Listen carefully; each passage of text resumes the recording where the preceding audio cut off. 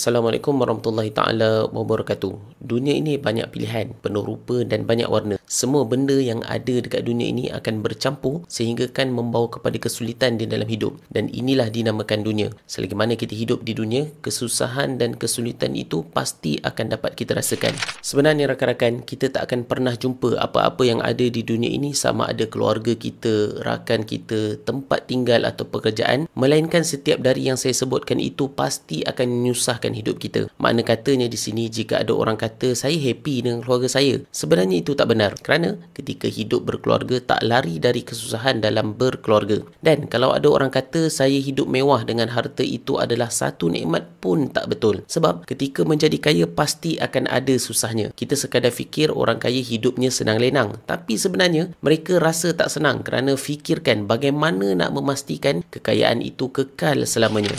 Jadi rakan-rakan, inilah dinamakan dunia. Selagi hidup di dunia maka tak akan ada yang senang. Nikmat itu ada juga dirasa, tapi tak kekal lama. Pasti akan ada susah setiap sesuatu perkara yang kita dapatkan. Tetapi segala kesusahan di dunia ini akan dapat kita atasi dengan cara kita letakkan kebaikan pada setiap perkara yang kita dapatkan. Sebagai contoh, kita ada keluarga. Cara untuk kita menghadapi kesusahan hidup dalam berkeluarga ialah kita letakkan kehidupan Islam dalam keluarga. Pasti kita akan tenang dalam membina keluarga. Kerana adanya Islam dan agama dalam keluarga, sekiranya berlaku musibah atau kesusahan, kita maklum bahawa segalanya adalah kerana Allah Subhanahu Wa Taala. Tidak akan berlaku sesuatu perkara yang susah melainkan dengan izin Allah Subhanahu Wa Taala. Sama juga dengan harta. Jika kita mahu senang dalam menghadapi hidup dengan harta yang kita ada, letakkan agama di dalam kekayaan itu. Jika berlaku sesuatu terhadap harta kita, pasti kita tahu segalanya adalah kerana Allah Subhanahu Wa Taala. Kita juga akan jadi orang yang mudah memberi harta kepada jalan Allah Subhanahu Wa Taala. Dunia ini tak akan memberi nikmat, tetapi menjadi tenang jika kita tahu cara nak menghadapinya. Sabda Nabi Muhammad SAW, mafhumnya, dunia ini adalah terlaknat. Semua yang ada di dalamnya terlaknat, kecuali orang yang sentiasa zikir dan ingat kepada Allah Subhanahu Wa Taala, atau buat perkara-perkara yang Allah Subhanahu Wa Taala suka hingga membuat dirinya dekat kepada Allah Subhanahu Wa Taala, serta orang yang berilmu atau orang-orang yang belajar ilmu yang bermanfaat. Inilah dia rakan-rakan, golongan yang akan tenang hidup di dunia walaupun kesusahan melanda sepanjang hidupnya.